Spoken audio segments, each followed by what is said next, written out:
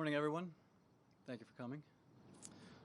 Dr. Sean Conley, physician to the President. This morning I'd like to start by first sharing that the President and First Family, First Lady, extremely grateful for the enormous outpouring of support and prayers that the whole world and country have been providing and sharing. I'd like to thank Colonel Andrew Barr and all the medical and support staff here at Walter Reed for their tireless efforts, providing everything and anything the medical team, the President, and I could need. This morning, the President is doing very well. As reported yesterday, in consultation with this group, I recommended we bring the President up to Walter Reed as a precautionary measure to provide state-of-the-art monitoring and any care that he may need.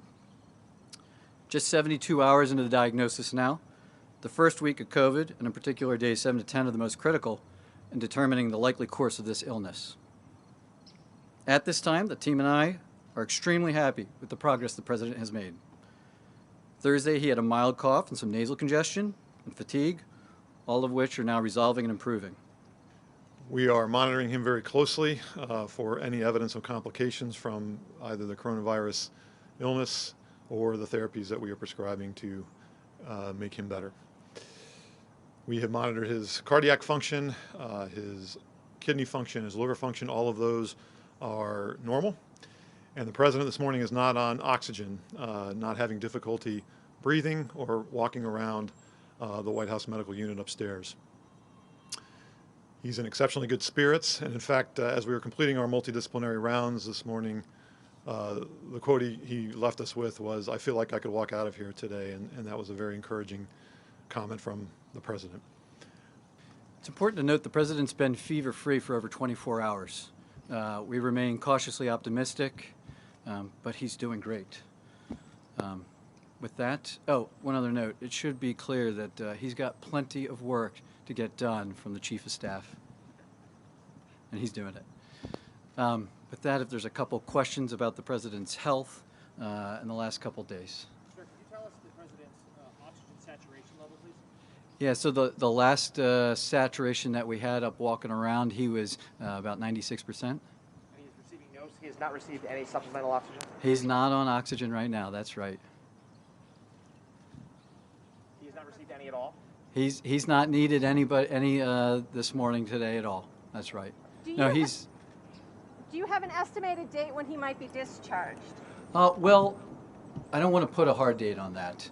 He's doing so well, but with a known course of the illness, days 7 to 10, we get really concerned about the inflammatory phase 2. Given that we provided some of these advanced therapies so early in the course, a little bit earlier than most of the patients we know and follow, it's hard to tell where he is on that course, and so every day we're evaluating, does he need to be here, what does he need, and where's he going? What do you see as the probability that he will need supplemental oxygen going forward? I don't want to put a percentage on that, but right now all indicators are that he'll remain off of oxygen going forward. Why wasn't the First Lady admitted as well? The First Lady's doing great. Thanks for asking. She has no indication for hospitalization, advanced therapy. She's convalescing at home. Thank you. I'm going to try to pin you down one more time. I know you said there was no oxygen yesterday. He's not on oxygen But did he receive today. Did he receive any on Thursday? And what's today? Saturday? Saturday. No, Thursday. Okay, so no Thursday, no Friday, no Saturday. That's fine. So that was why we were confused. Thursday, no oxygen, none at this moment. Yeah, and yesterday with the team, while we were all here, he was not on oxygen. And in terms of like blood clots, pneumonia, bacterial infection, what do you see as the risk on that front? Well, we know that all of them are risks associated with this condition. He is receiving all of the standard of care and beyond per routine, international COVID protocols. So we're monitoring for all of that, but at the moment, there's no cause for concern. You said he's fever-free now. What was his fever when he had one, sir? I'd rather not give any specific numbers, but he did have a fever Thursday into Friday, and since Friday morning, he's had none. Okay. And what was the date? On top of the other antibodies. I'm sorry? Why remdesivir on top of the antibodies?